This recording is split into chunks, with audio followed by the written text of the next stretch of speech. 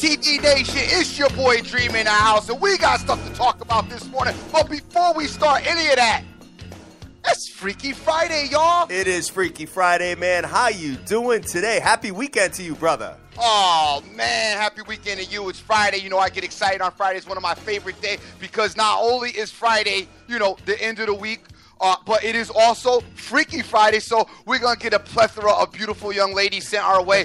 People, send the pics, send the photos, send the girls. You've seen the SBTV merchandise. The shirts are out there. Get involved in the contest. Get yourself a shirt. Let's go. Yes, sir. Yes, sir. Dream, did you happen to catch a little glimpse of my boy last night? I did not catch a glimpse of your boy because I was busy stomach aching.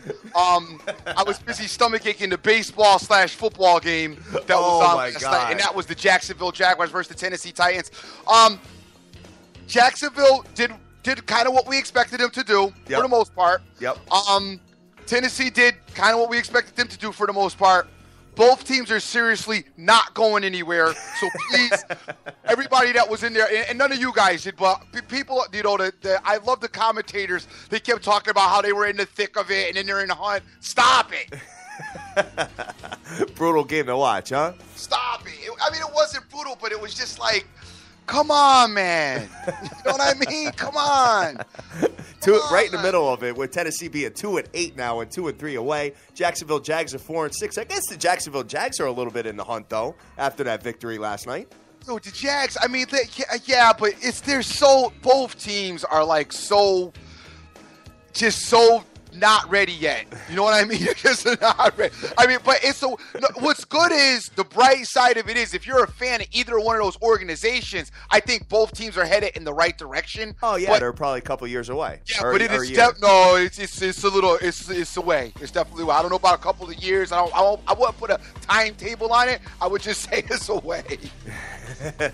Guys, we are on Twitter right now at SBTV Nation, and looking very much forward, as we said, to the weekend. I'm still waiting for some lines to get drafted here from Vegas on the TCU game.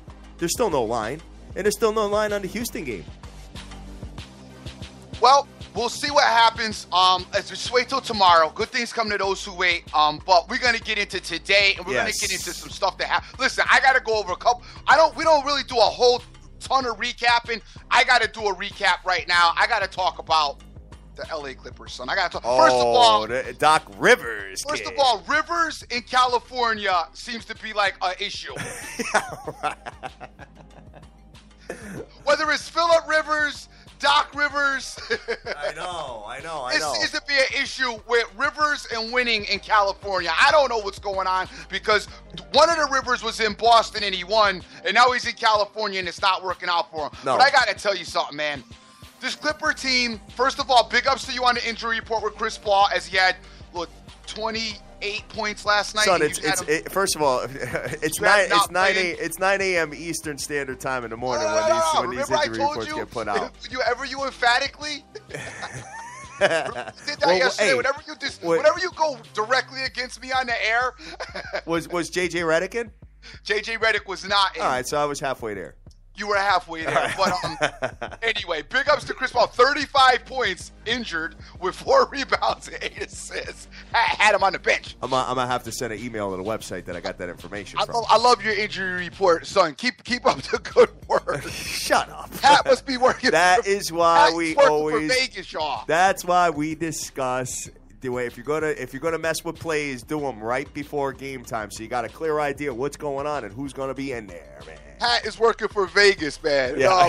Bring up to Angelo Nunez sending a picture of himself in the SBTV T-shirt that I don't even have, and you look great in it, player. Oh, nice, man. Oh, that's cool, man. What we're gonna do is we'll put that on our social media, brother. Looking very much forward to it. I'm gonna actually retweet that after the show. We'll pop it on our Instagram and the whole package, guys. So send all the beautiful photos of all your favorite women, man. What we'll do is we'll grade them at the end of the show, pick a winner, and send you out a T-shirt or a tank top if you're a female. So looking forward to that, Dream. No doubt. So now listen. Yep. So now here we go, right? First of all, the Clippers come out. They take a commanding lead. They're playing. They're all over the Warriors. But as I'm watching the game, there's one thing that I'm watching I'm making a note of, and I am going to say this. The Clippers were a team 3 years ago, maybe even 4. Remember Lob City, run up and down the court, alley-oops, everybody was dunking, and it was all fun? Yes, sir. Guess what? All them cats have gotten old.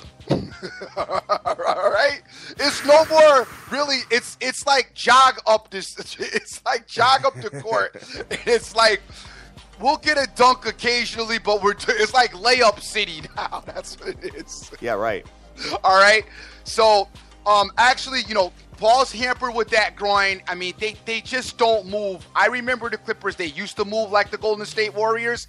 They don't move like the Golden State Warriors anymore. I mean, they're still a good team and a lot better than the rest of the team that the West has to offer, but they just don't move up in the court with that type of enthusiasm and intensity as they used to. So their game has had to evolve into what it is now. Now, my main issue with them is, while the game's flowing, their offense flows. It's a great flowing offense while the game's in progression.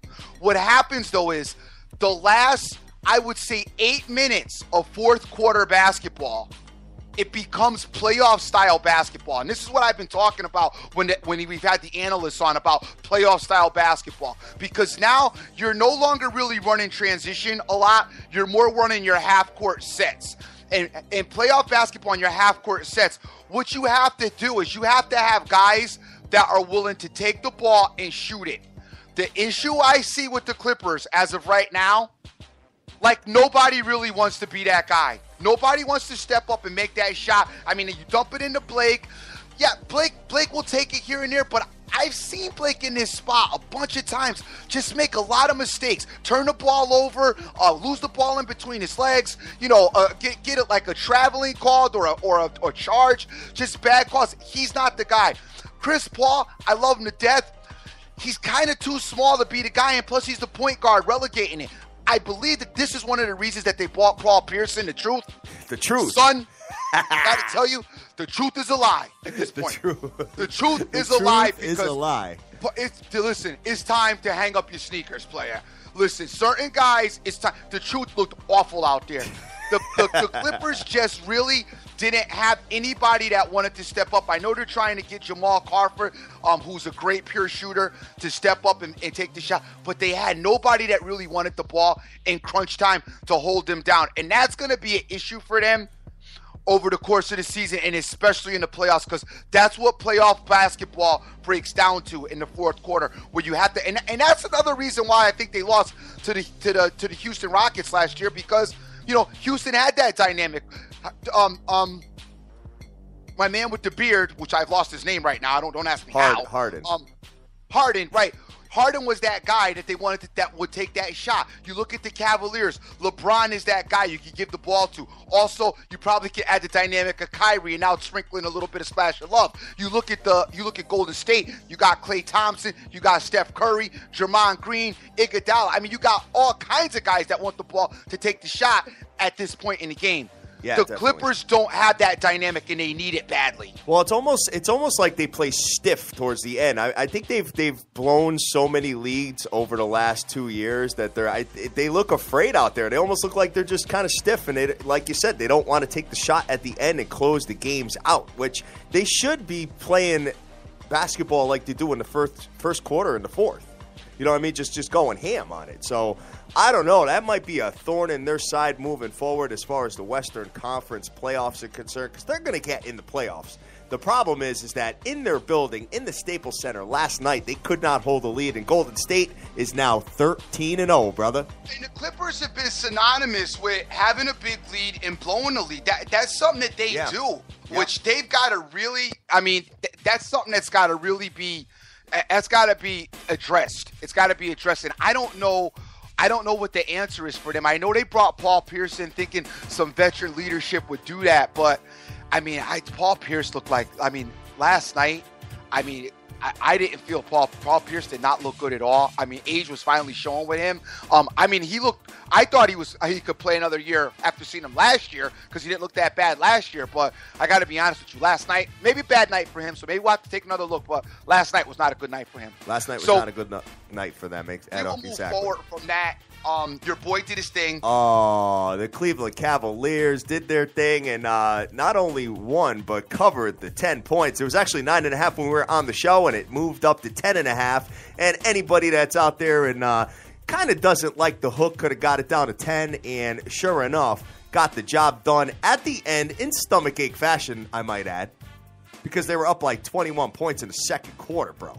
So all of a sudden, you know what I mean, they just started doing their thing and playing around with Parker and the Milwaukee Bucks and all that. But at the end of the day, you know what?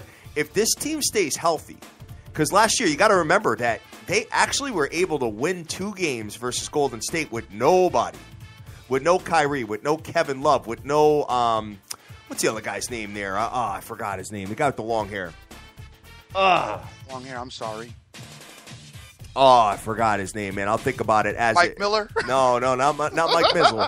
Mike Mizzle's not there anymore. Mike Mizzle, your boy. Varejao. Oh, the Matrix. Varejao. The Matrix. Yeah, the Matrix. maybe the Clips need the Matrix. Sean the Marion Matrix. out So there. where is my man, the Matrix? Get him a contract right now. He in there screaming, Paul Pierce making money. You can still play me. Oh, my God. Angelo Nunes is out there protecting his title today, yeah, man. Angelo Nunes got his T-shirt, and now it's showing why he is the undisputed Yes. king of the game as he's going ham. But also the Miami Heat got back to winning ways. They did their thing last night, as we talked about. Angelo Nunes. Which one? Oh, my gosh. The one in the black? Yeah, with the blue fingers. Oh, yeah. Fingernails. Stupid. Just absolutely stupid. And he just said something else just laying down. That's just crazy. Okay. Crazy. Back to it. Back to reality. Let's go.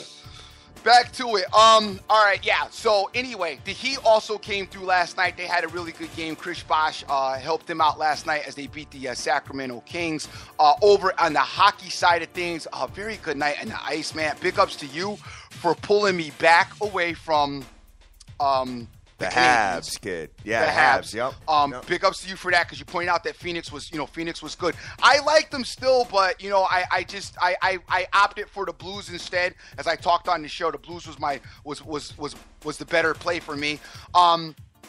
We were able to get the Sharks to win one against the Flyers, which worked out. Yep.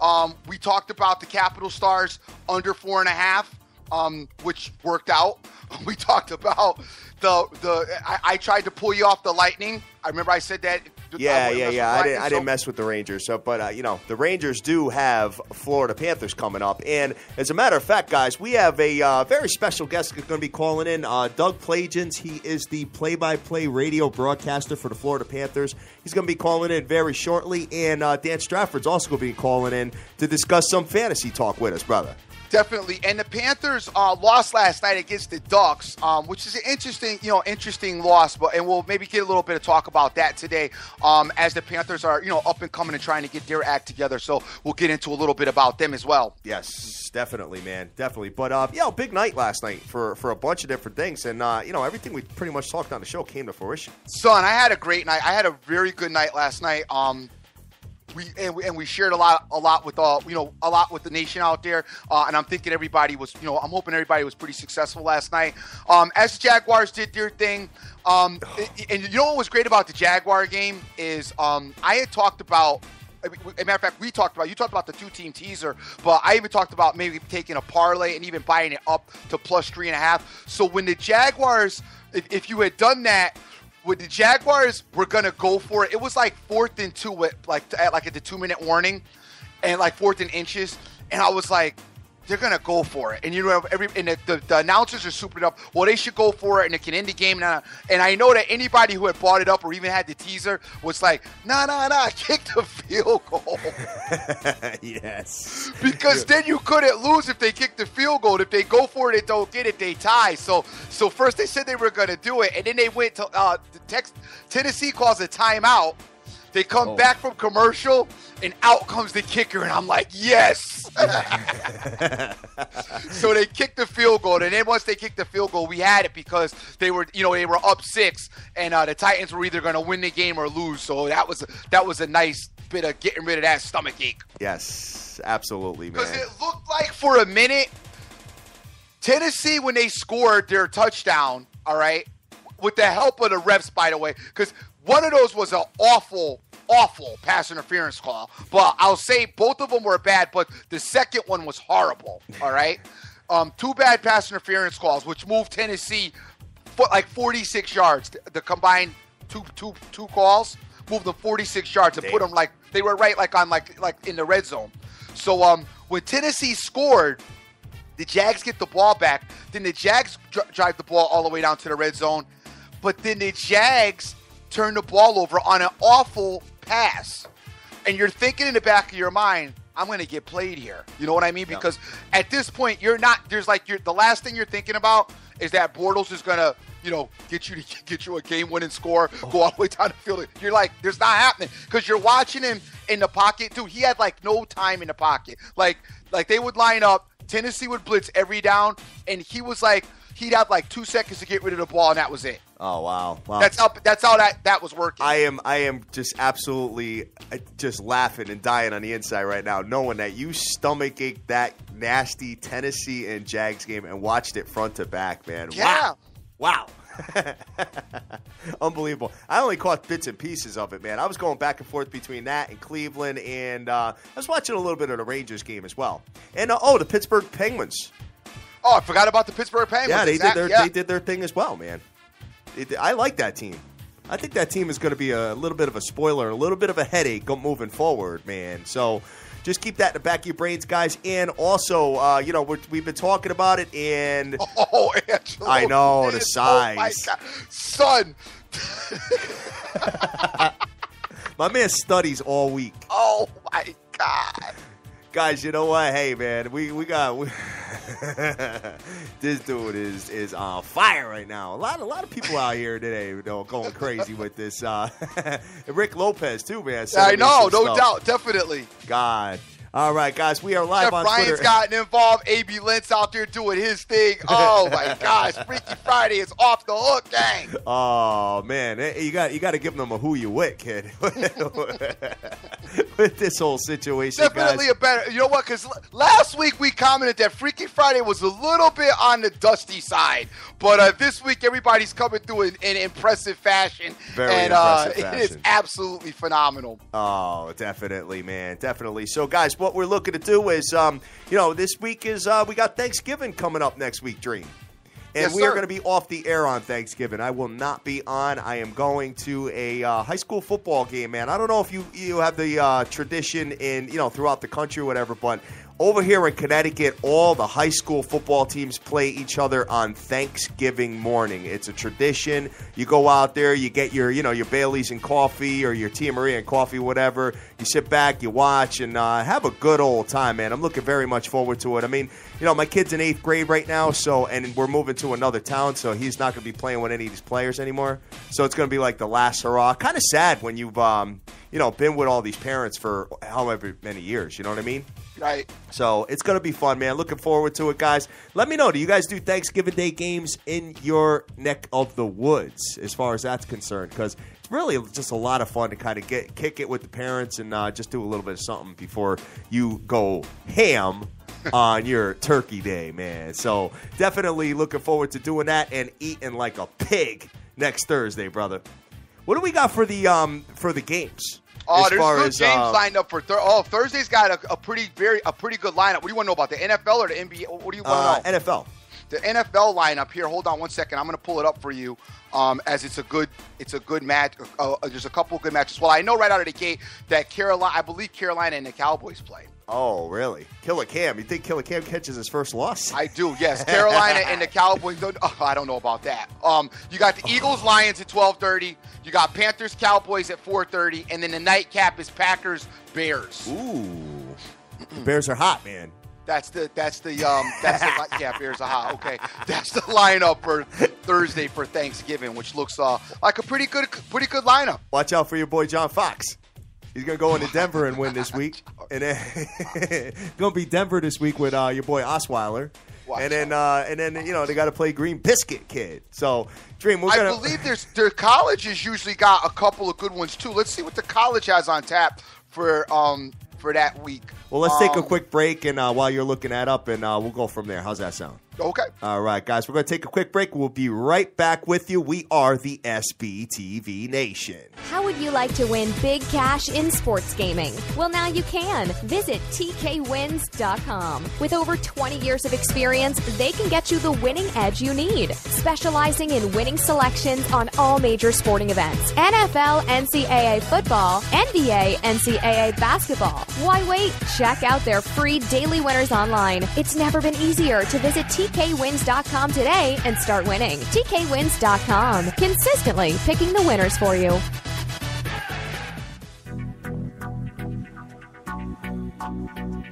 Have a product, service, or website to advertise on the biggest show in the world? The SBTV Nation podcast reaches tens of thousands of the best sports fans on the planet in over 194 countries worldwide. Take your business to the next level by advertising with us. Call us now at 872-529-SBTV or email us at sbtvnation@gmail.com.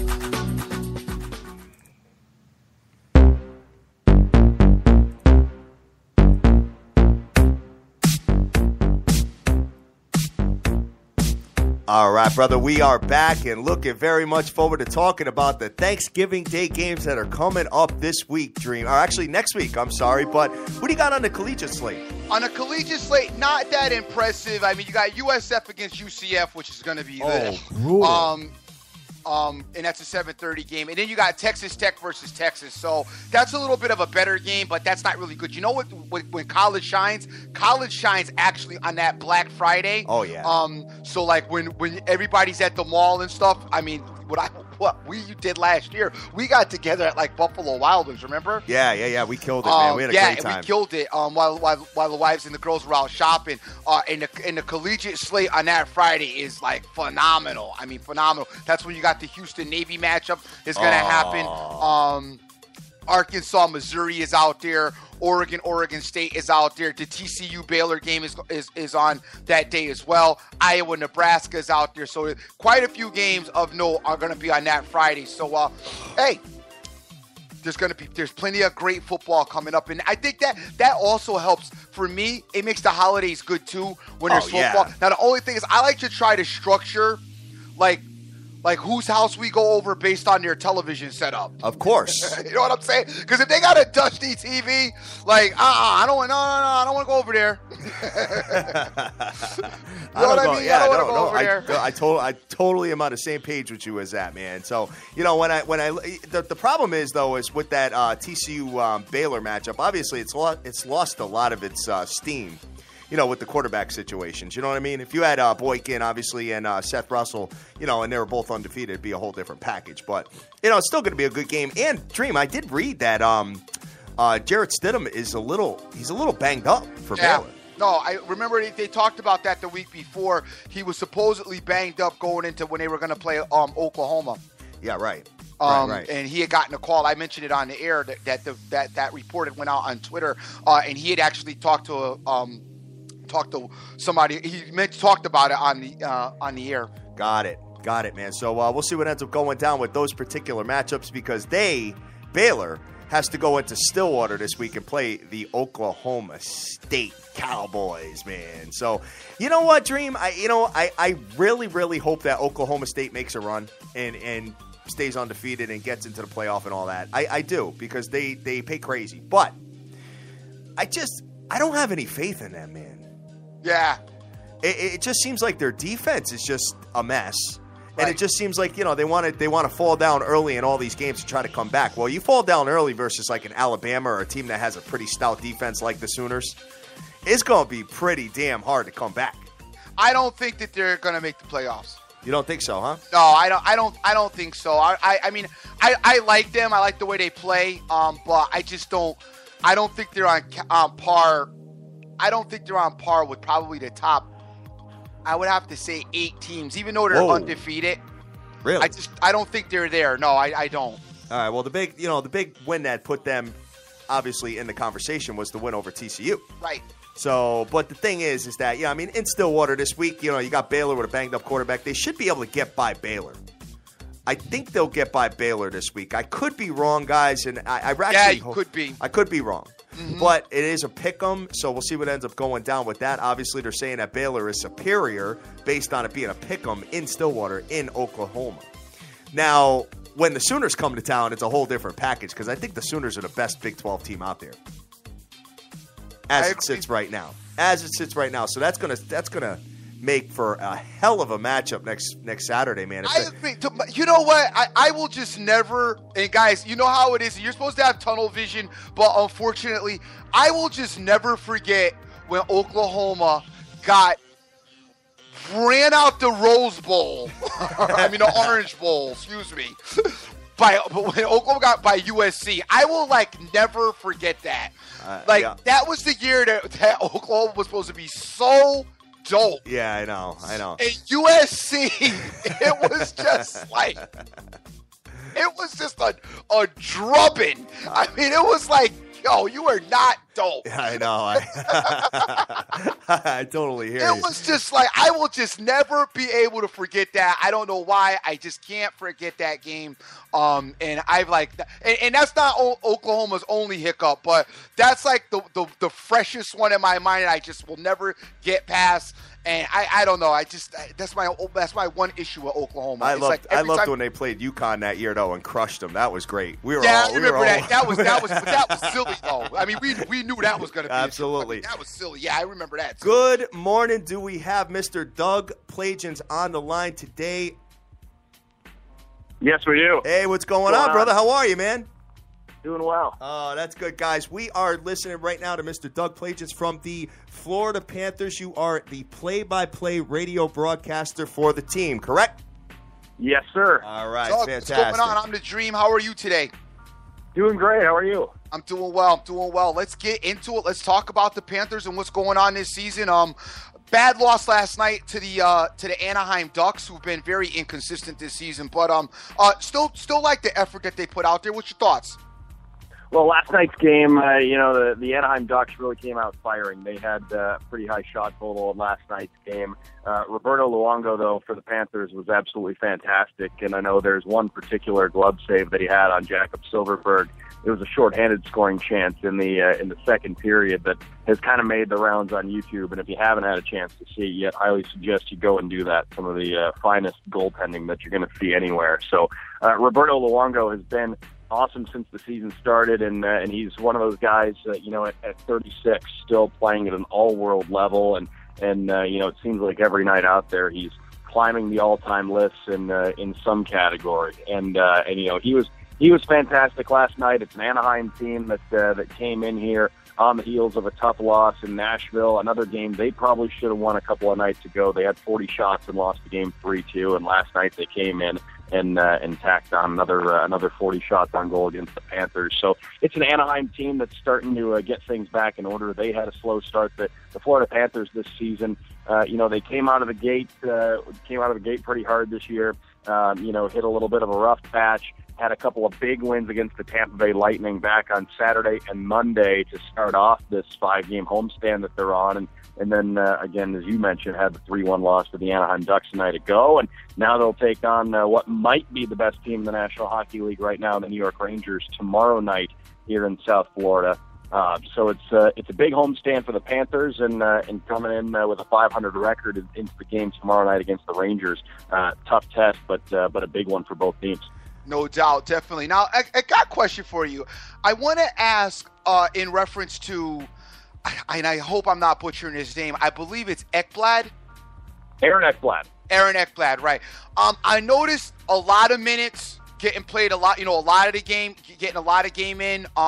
They really utilize, really kind of leaning on him a lot. Is it too much for him?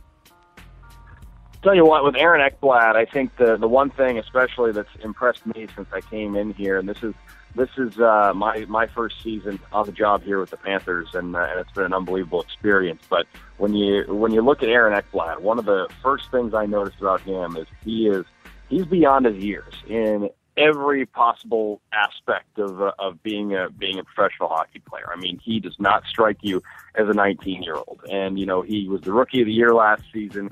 He's a big guy. He's gifted in every aspect out there on the ice. And you know, he's a guy who has the makings of a real workhorse on the back end. Now, the Florida Panthers are kind of they have kind of a luxury right now. Gerard Gallant has 6 defensemen that he can roll out there and roughly play the same ballpark of minutes. I mean, everybody on that back end is going to be between, you know, 17 and 22 minutes probably on a nightly basis, and they don't have that situation where, you know, you might look at a team like Drew Doughty with the Los Angeles Kings, look at a guy like that who's, you know, going out and logging 27, 28 minutes routinely. They don't have a situation where they have to you know, ride anybody like that necessarily. However, when you look at Aaron Ekblad and the way he plays and just how good he is at such a young age, I think at some point he could evolve into being one of those guys. I mean, you look at what he did as an 18-year-old, and that position's tough to learn. I mean, defensemen generally take,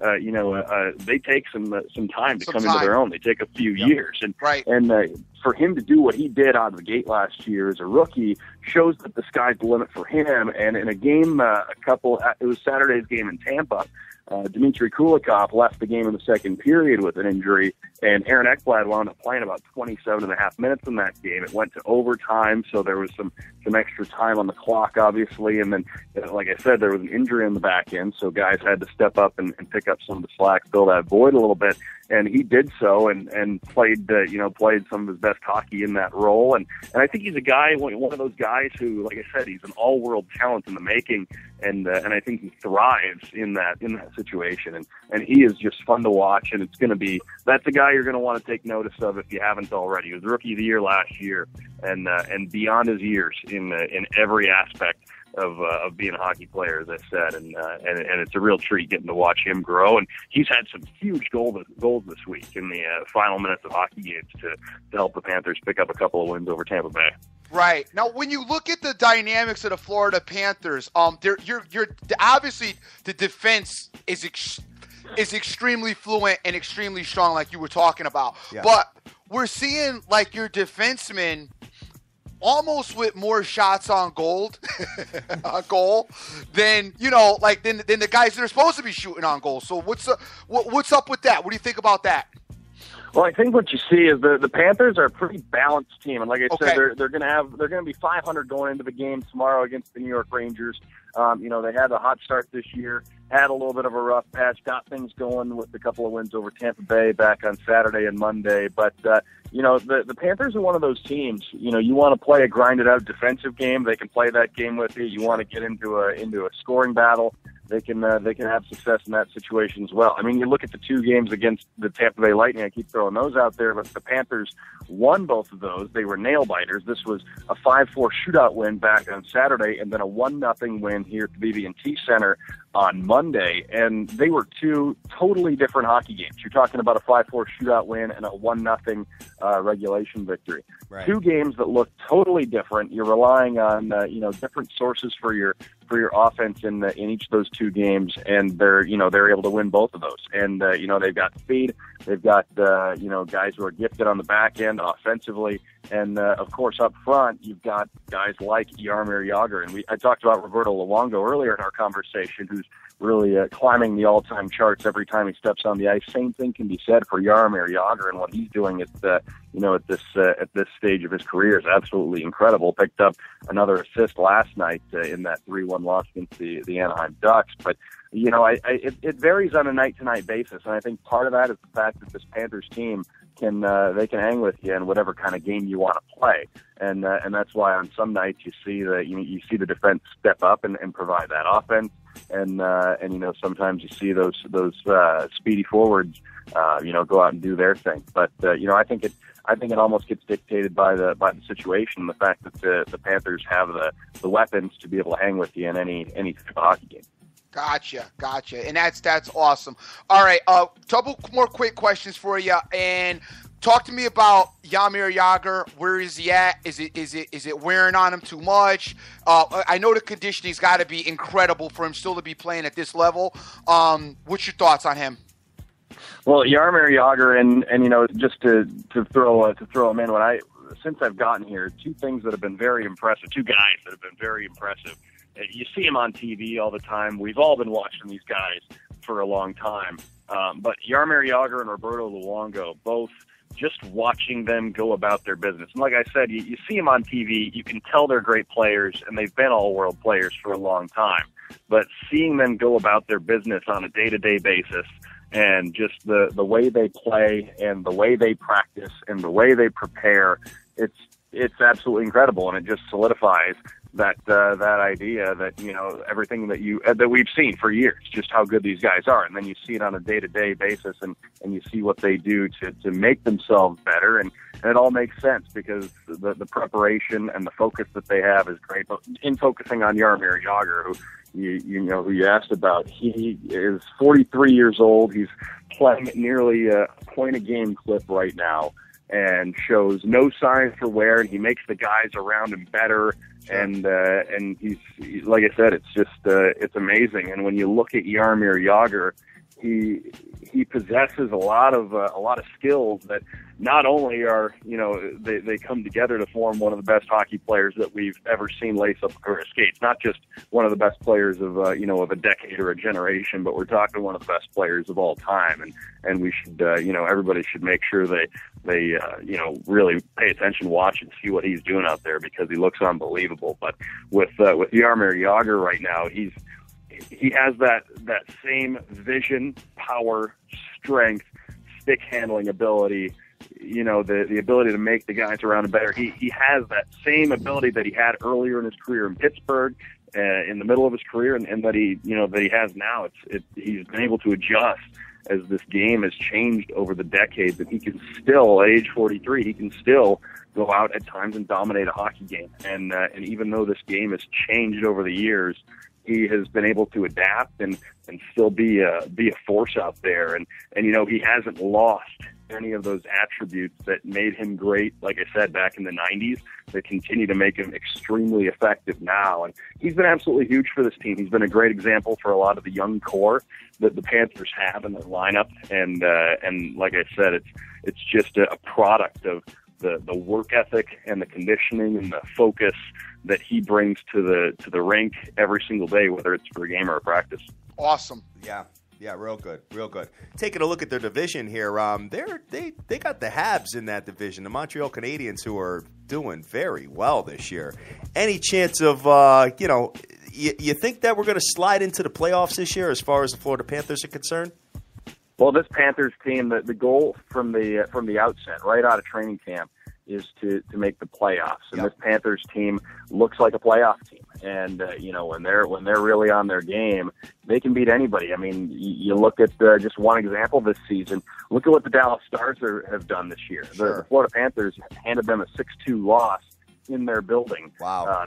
Back in the second week of the season. So so that right there shows you this Panthers team can, and that was a loss for Dallas that snapped a 5-game winning streak. So they're really hot at that point in time, right. And the Panthers handed them a big loss back in Dallas back in the second week of the year. The Panthers just got done knocking off the Tampa Bay Lightning in a home set, 2 straight games back on Saturday and Monday. So this Panthers team can hang with not only hang with anybody, they can beat anybody any night. Like I said, a 500 record going into tomorrow night's game against the New York Rangers. But the NHL right now is just so, anybody can beat anybody. It sounds cliche, but there's so much parity in the National Hockey League right now. And I think you look at the Atlantic Division, you mentioned the Montreal Canadiens, and they're, off to their great start, 14-4-2 right now with 30 points. But the rest of the Atlantic Division, you've got second place Ottawa at 23 points. You've got last place in the Atlantic, Toronto at 16 points. So you're talking 7 points separating 7 teams between second and eighth. If you want to just go second to seventh, you're talking 5 points separating Ottawa and a pretty strong upstart Buffalo team who has exceeded expectations early in the year. So, it was interesting because last night we were going into the game and we're breaking it down, and if the Panthers had picked up 2 points and gotten a little bit of help from elsewhere last night, they could have potentially ended the night tied for second, or based on how tiebreakers fell into place, could have wound up second place in the Atlantic Division at the end of last night's game. Right. Find themselves in sixth, but only a point back of fourth place Detroit, only 2 points back of third place Tampa Bay, with 2 fewer games played than the Lightning. So, a lot can change in just one night in the Atlantic Division. And I think it's going to stay that way for a while, before we see some teams get some separation. There's just,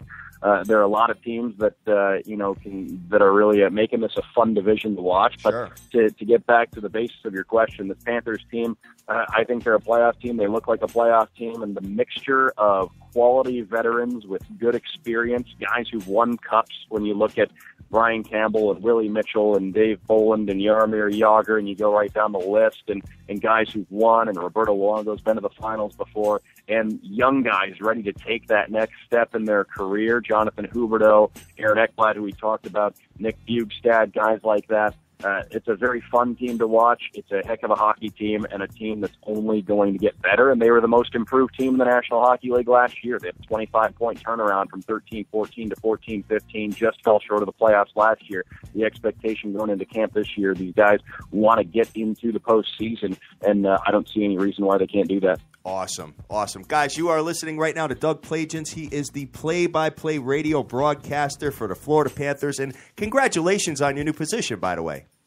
Oh, thanks very much. It's been an absolute dream come true. It's doing this, being a National Hockey League play-by-play broadcaster was been my goal since I was probably 6 years old, and had some time in the minor leagues, and wound up fortunate enough to get this opportunity back in August. And like I said, incredibly thankful to the Panthers for the opportunity, and it's been a total dream come true, and an unbelievable experience so far, and can't wait to continue on and just keep doing this, and to be able to see where this Panthers team goes. And like I said, I can't express enough gratitude to the Panthers for the opportunity, and to everywhere else I've been, and all the people I've come across who've helped me out along the way. Fantastic. Definitely, that's fantastic. Definitely fantastic. And I agree with you, because I think when you look at Tampa Bay and how they played this year, and I've got no confidence in the Bruins,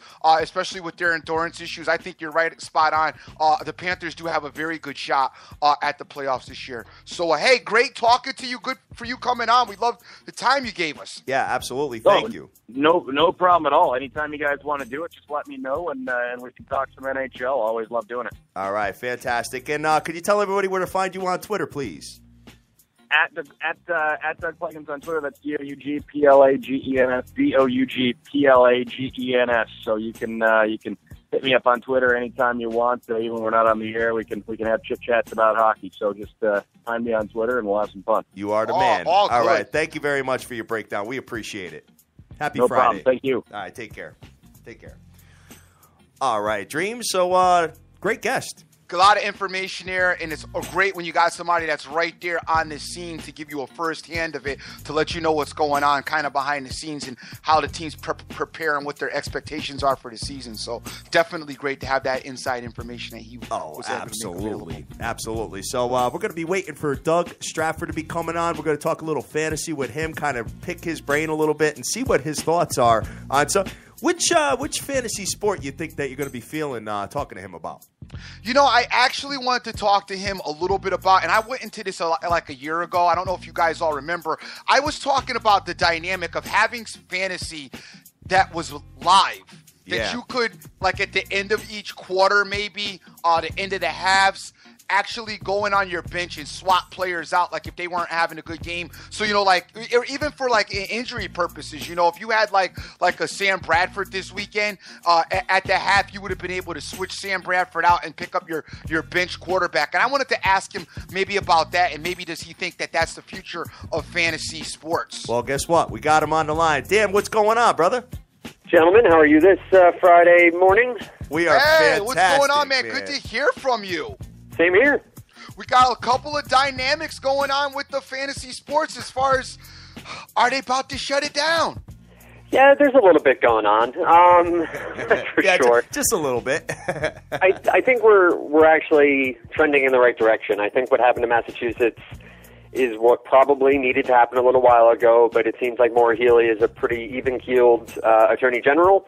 Hopefully some of those recommendations come into practice. I think there are some that can be pushed back on a little bit, but I think cooler heads are going to slowly start to prevail. What will be really interesting to see is if the major sites impose those regulations themselves, will other states back off? Will other states say, okay, that's good enough for us, we'll fall in line, or will states like New York continue to push their narrative and their agenda that, you know, it's not legal and that they need to conform even further? So from a political standpoint, it's always intriguing, that's for sure. Absolutely. Absolutely. Guys, what we're talking about is Massachusetts, what they've done, and correct me if I'm wrong, guys. Dream, you and I talked about this earlier, before we got on the air. But so they're allowing it, and they're going to kind of police it in a certain extent, Dan? Is that what's going on there? So basically they set forth a number of what the Attorney General is calling consumer protection. So she has the power within the state of Massachusetts to set forth immediate rules and regulations because of consumer protection laws. So she's looking to do that. She gave all of the daily fantasy sites, I think, 6 weeks to file paperwork and have an open discussion about it.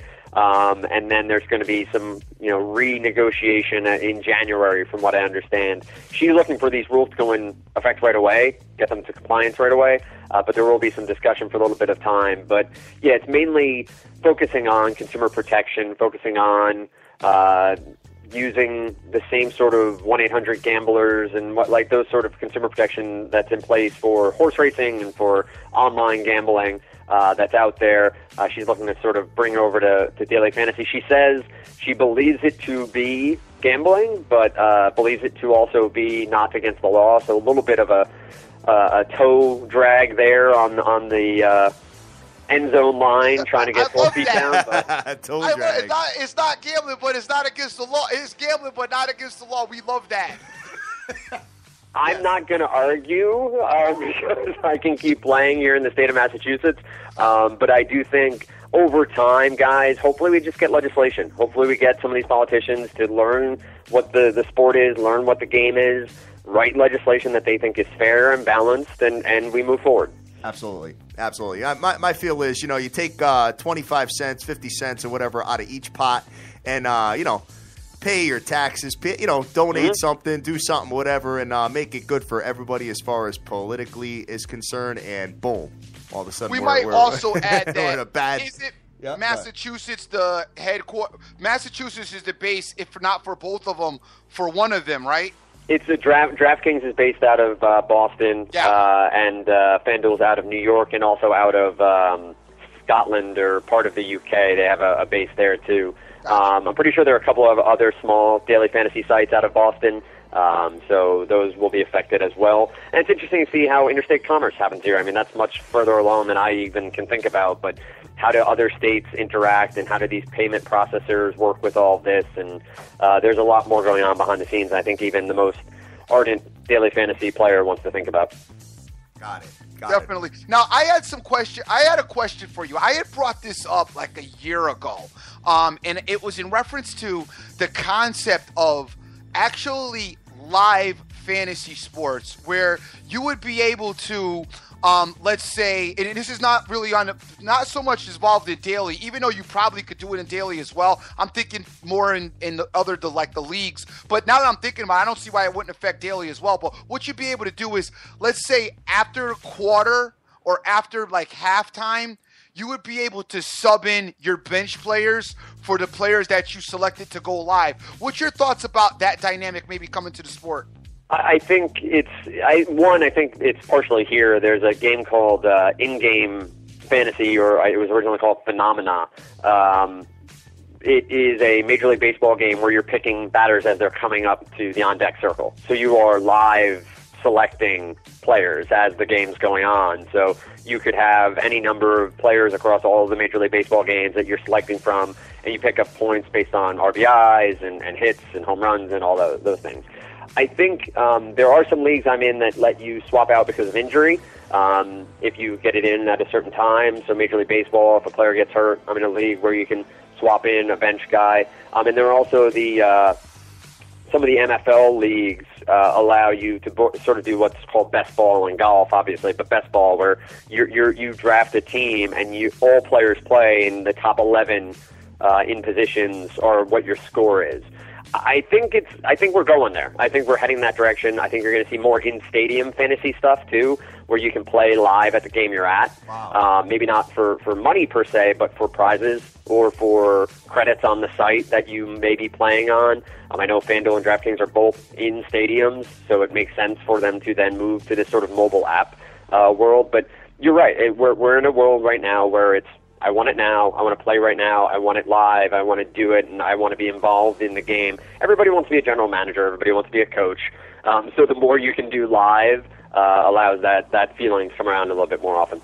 Awesome. Gotcha. Awesome. Yeah, I thought about it. I mean, I brought it up on the show like last year, and we had some discussions about it, but I figured that had to be where it had to be headed towards in the future. Mm-hmm. Definitely. Let's talk about some of the NBA matchups tonight, guys, because there's really nothing spectacular about the collegiate football slate tonight.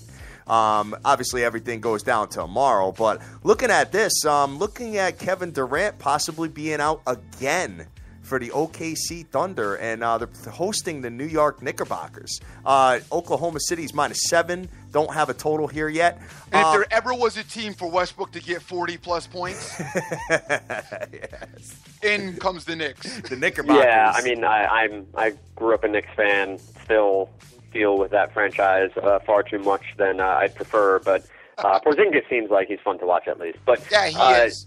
As long as Kevin Durant is out, Russell Westbrook, you can't say must play because of price tag and because you have to be aware of roster construction, but he's a cheat code when it comes to NBA fantasy. When Durant's not there, his usage rate skyrockets. He becomes an all-encompassing player who is all over the court, assists, rebounds. Obviously, the points are there, too. He's up to 12-3 on DraftKings, which is a large portion of your salary cap of $50,000. But as you said, it's against the Knicks, and the Knicks don't really play defense all that often. No. So it's a situation where it'll be tough to stay away from Westbrook. You have the Golden State. Golden State's on a back-to-back after an amazing comeback last night against the Clippers. Can Curry do it 2 nights in a row? Maybe, but if I'm choosing between the two, I lean Westbrook in that instance and lean towards a couple of other players on Oklahoma City as well. Well, you got two of the most expensive players you just alluded to, man. Russ Westbrook is $12,300 on the site I'm looking at right now. Steph Curry is $10,008. Wow. 25% of your bankroll right there with Russ Westbrook. Exactly, and so we can play on, I think there are 28 daily fantasy sites, and all of them have their nuance, all of them have their little different ways to play the game of NBA. DraftKings and FanDuel are the biggest, it's what we talk about the most. DraftKings allows you to draft one player at each position, point guard through center, and then you get a guard, forward, and utility, so you have a little bit more flexibility there. Whereas on FanDuel, you have to select 2 players at each position but center, and some of their position eligibility is somewhat questionable, I guess I could say, of who's eligible where. So can you roster Westbrook and Curry? You could, but the rest of your roster is going to be guys like Lou Munson and Marvin Williams and guys that may have big games, but you can't really target in that way. Sure, absolutely. And Golden State is hosting the Chicago Bulls tonight. Yikes. You know what? This Bulls team, man, I mean, Dream and I go back and forth with them. It just seems like they love to win ugly and just not have much finesse to them. What's your thoughts on the Chicago Bulls this year? I think that they are still, and this is sort of narrative stuff that you can't really pin down, but they're trying to find their identity with Hoiberg, I think. Thibodeau was such a specific kind of coach, and he rode his starters. You know, that he was playing Jimmy Butler 47 minutes a game, it seemed like. And now you have guys like Mirotic, you have Doug McDermott. You have guys who may not fit specifically how this team is really structured, but it looks like Hoiberg wants to go with more of the, I want to say Euro style, but the faster, more up-paced, bigs playing on the wing, shooting threes sort of pace as compared to Thibodeau, who wanted Noah in there as a defensive stopper and doing the dirty work all the time. I think they're sort of a tale of two teams when you have the starters and then you have the Taj Gibson, Joakim Noah duo coming off the bench. I do think you're right. I think they want to play not dirty. I think they want to win dirty, meaning just get the job done, win by 2. 89-87 is a game the Bulls like to play. Yeah, we've been saying it all the time because you always catch the Bulls minus a ton of points at home, and they never cover. But they win the games. They love winning the games. That's why we money line. But anyway, looking at another game that was kind of tickling my fancy a little bit. I'd like to know what your opinion is on the what's the word I'm looking for here? The interim head coach over at the Houston Rockets as they come into Memphis tonight. So he's a defensive guy. He was brought into Houston as an assistant coach. Was it J.B. Bickerstaff? Is that his name? Bernie Bickerstaff's son.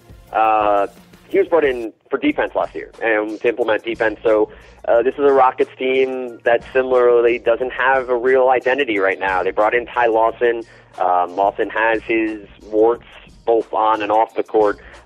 He sometimes is a black void with the basketball. It just it turns into this weird, black hole of ball control, and you don't get the ball to James Harden. I think they'll be better. I think it's sort of a situation where this is a breath of fresh air for the team. They realize they have to start winning. Not that they didn't think they had to win for McHale, but maybe it's a little bit of a wake-up call. And the Grizzlies aren't that good. The Grizzlies are a team that you don't fear as much on defense. Their offense isn't as sound. We talked about it, I think, a couple of weeks ago. They didn't go out and get a shooter this offseason, and they're just a sort of middling team that I think the Rockets can exploit. Got it. Dream, you have any other NBA questions? I do not, for the most part. I mean, I think you guys handled pretty much all of it. As far as the NBA is concerned, as far as the game that I was looking at that I kind of like, I obviously like the dynamic of the Hornets, and I also like the dynamic of the Celtics as well. You might want to talk a little bit about the Timberwolves. The T-Wolves, They're playing the Pistons tonight? Yeah, man. I mean, surprisingly, this team, they're still 5-7. They're sub 500, but I think they're vastly improved from last year. Dan, what's your thoughts on the T-Wolves? I love Karl Anthony Towns. I think he's a real talent.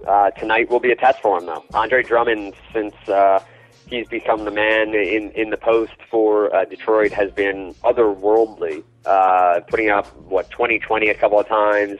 Last time out, 25 points, 18 rebounds. I don't know that he's had less than 15 rebounds a game. Maybe opening night he had less, but he's just been absolutely a beast on the low block. This Timberwolves team is fun to watch. You got Rubio, you got Levine, Andrew Wiggins. These are all guys who are starting to finally learn how to play together. Shabazz Muhammad is starting to turn around. And so I like them a lot from a daily perspective because their price tags are still somewhat suppressed. Towns' price tag has risen steadily as his game has gotten better and better. He started, let's say, 6,100 back in the beginning of November. He's up to 7,300 on DraftKings. Tonight, I prefer Drummond on the block, but he is 1,600. Nope, my math is not very good this morning. 2,600 more than Karl Anthony Towns. So, again, roster construction comes in there, but in a vacuum between the two, I think Drummond has a much bigger night tonight. Gotcha.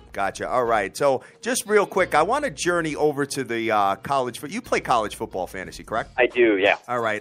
3 quarterbacks that are in question for this week, although I think Connor Cook is good, and he's going to play versus the Ohio State University. But you got 3 questionable quarterbacks that we've been talking about all week. You got Connor Cook for Sparty. You've got Boykin for TCU, and you've got Greg Ward Jr. for the Houston Cougars. Can't seem to get any kind of feel from the coaching staffs on if these 2 guys are going to play, being Boykin and Greg Ward Jr.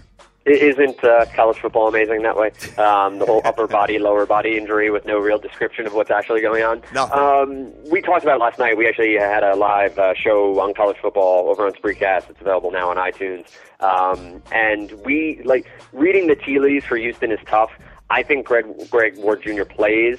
I think if he doesn't play, though, his backup's really intriguing from a daily fantasy perspective and from a season-long fantasy perspective. If you are looking for a cheaper option in Kyle Posma, he came in last week, had a really good effort. He is a dual-threat quarterback as well, and they get UConn this week. Right. And UConn's pretty terrible. So if you can get either of them in your lineup, makes a ton of sense. The entire situation for Boykin and that whole roster right now seems to be up in the air, and I think that if he doesn't go, you need to stay away from TCU players. I think that they are in a situation that with Doxson out, Boykin, they may say, hey, let's sit him down and make sure he's healthy.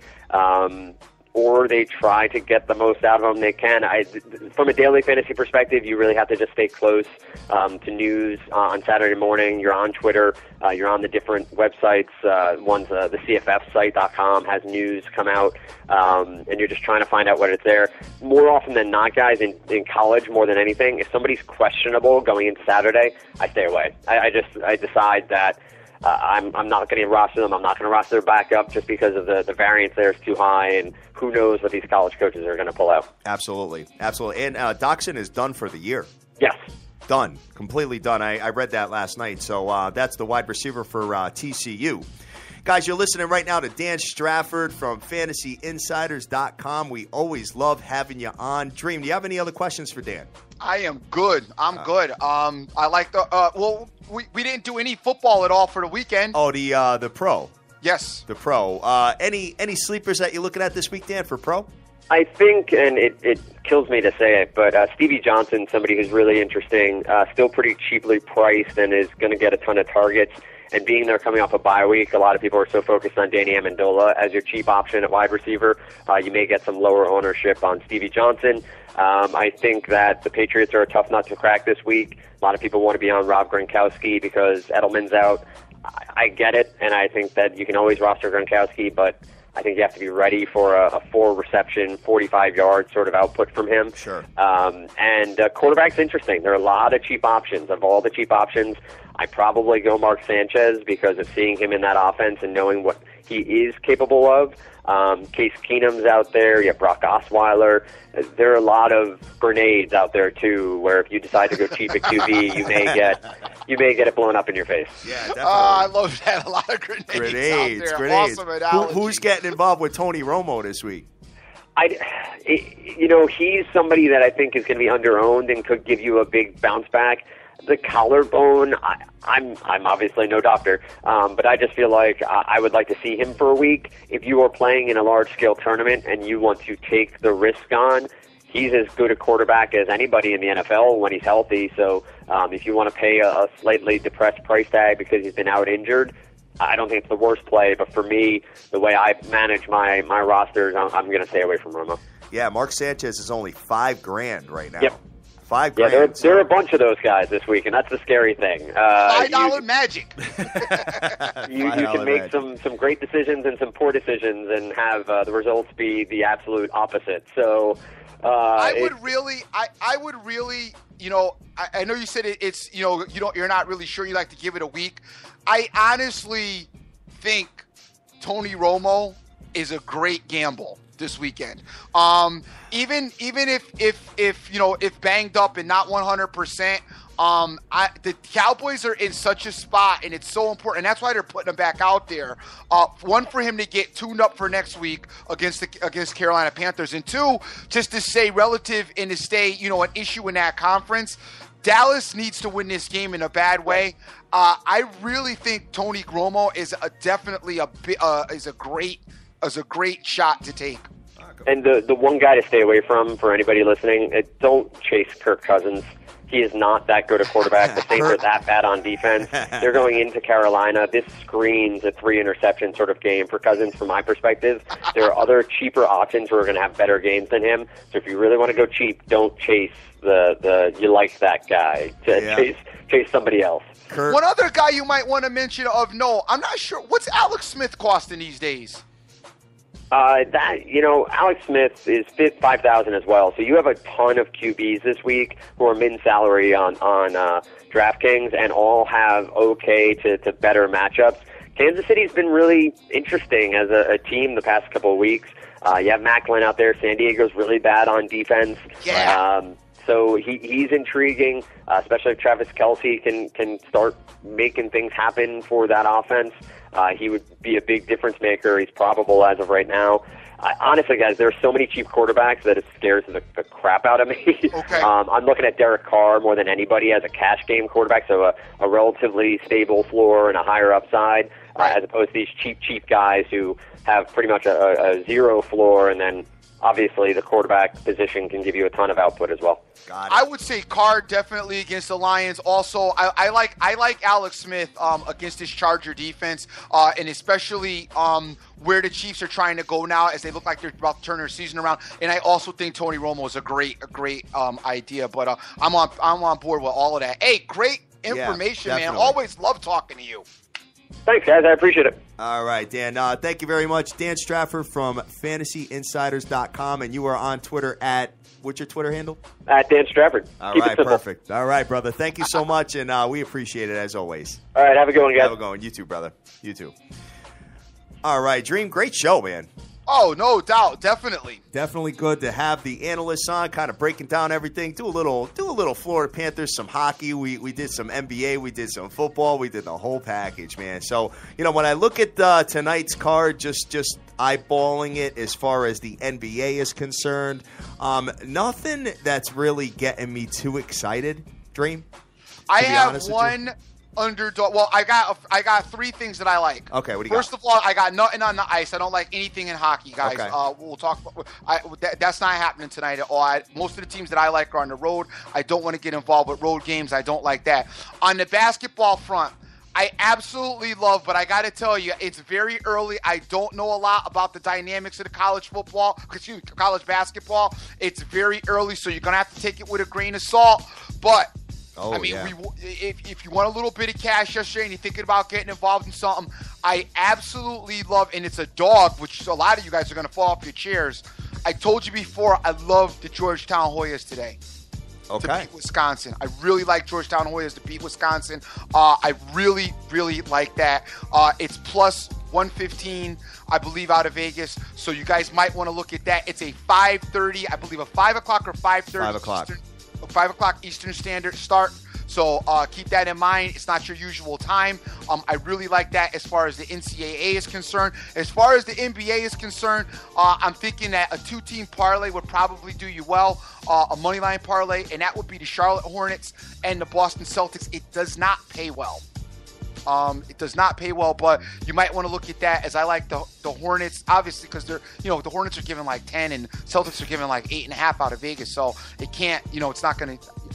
Leave it open till tomorrow. And you can leave it open till tomorrow, or you could throw,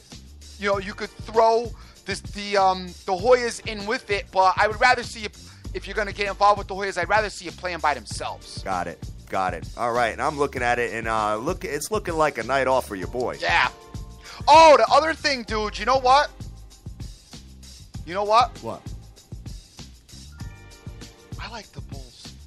You like the Bulls? Yep. Oh, I got to edit that part out of the show. No, do not. After a hard-fought game last night, man. Listen, dude, I like the Bulls, man. Bulls and plus 9?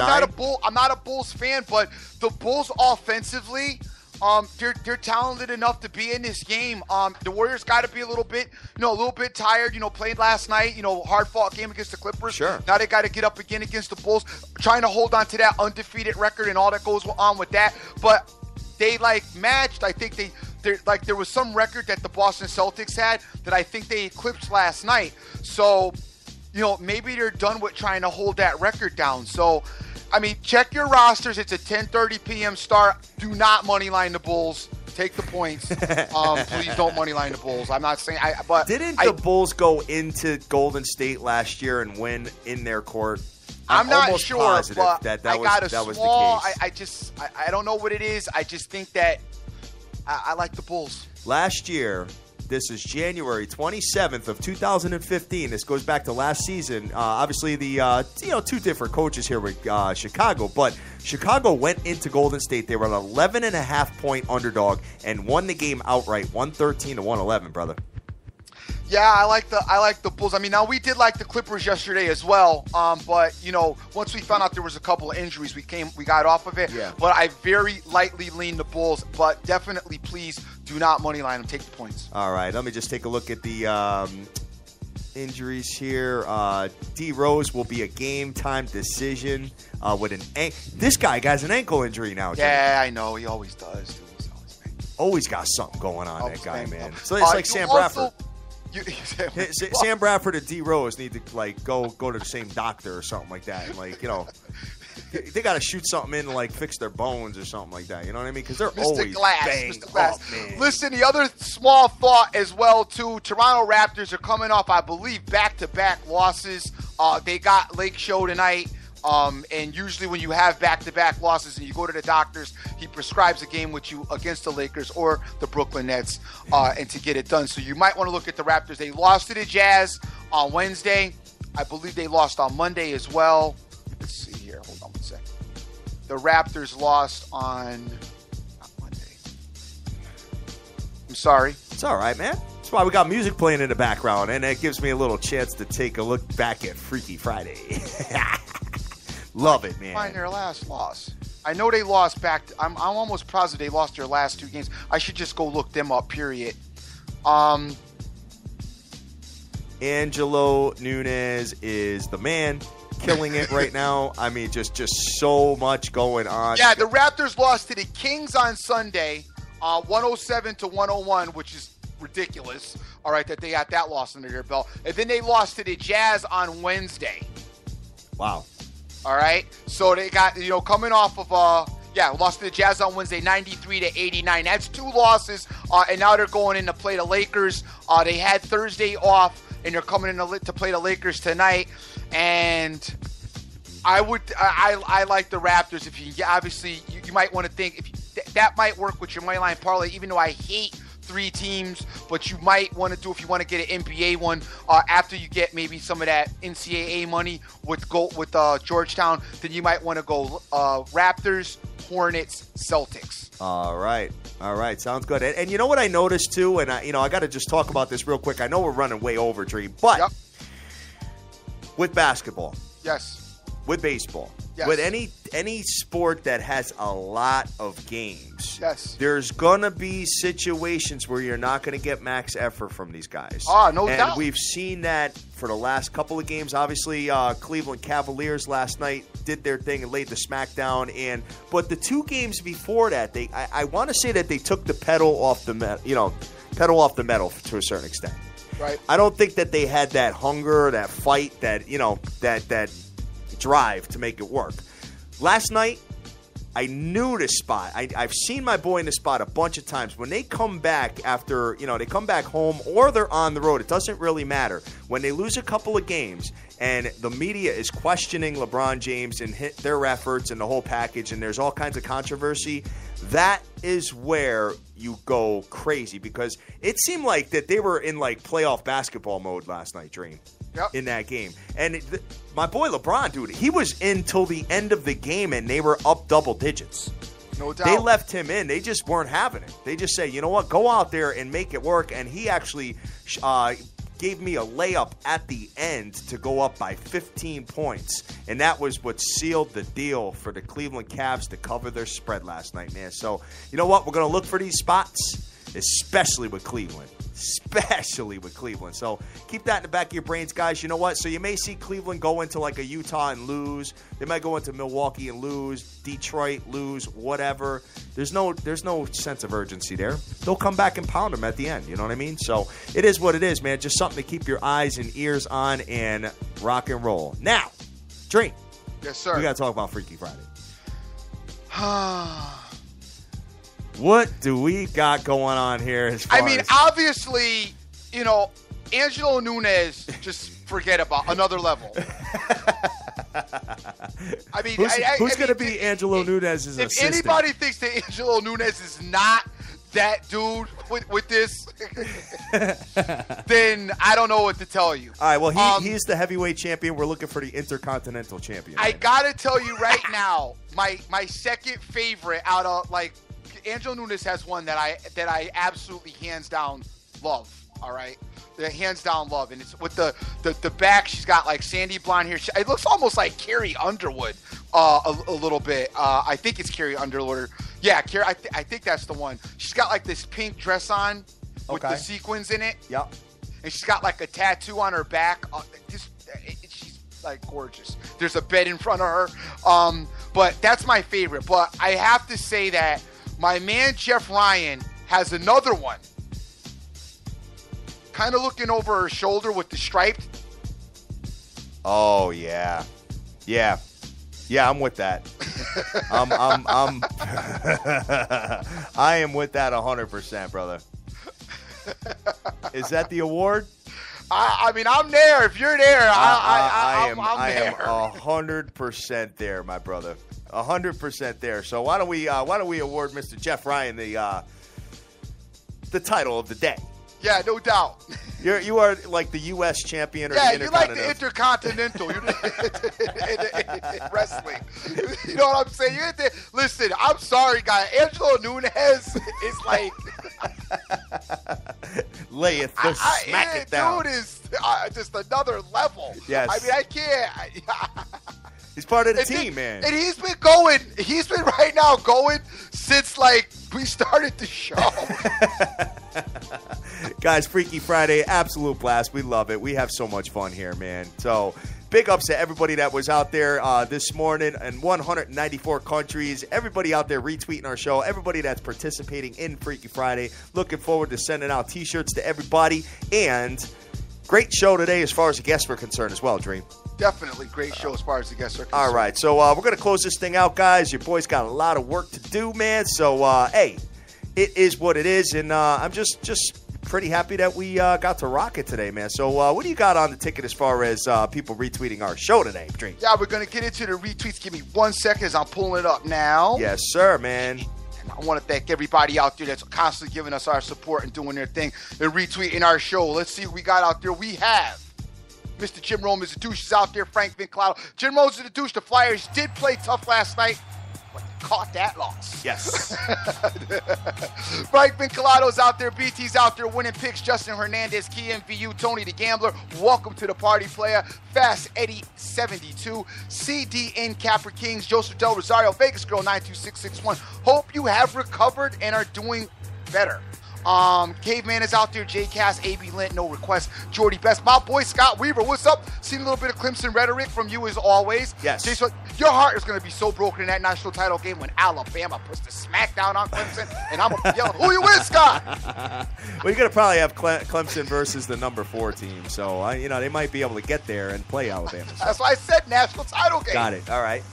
Jason Riley's out there, JDH24, JC's out there, Razor Ramon, Lone Star Ombre, Snoopy Betts, OJFB, what's happening, player? Mario Martinez is out there as well, Pete Perez, MC Money, Benjamin Road, Direct Sports Solution, our friends over there. Oh, my God, I didn't even mention, guys. Yes. We are. It is Friday, so you know we're on tonight. We're going to be in Houston doing our thing all over again, a little bit more crazy off the cuff and, having some fun with Ralph Cooper over there at KCOH 1230 on your AM dial, Houston Radio. Come check us out and check this show out as well. And thankfully brought to us by Direct Sports Solution. 5-1 is out there. C. Rodriguez Jr., my boy Irvin, Jeff Ryan, Angelo Nunes, Christos, Mind Funk is out there, INT, Holiday, and so many more. Average Joe Punter's out there as well, helping us from sunny Australia, where we wish the weather was like that here, but it is not. Yes. Guys, very easy tonight. Georgetown Hoya is the word for the day as far as I'm concerned.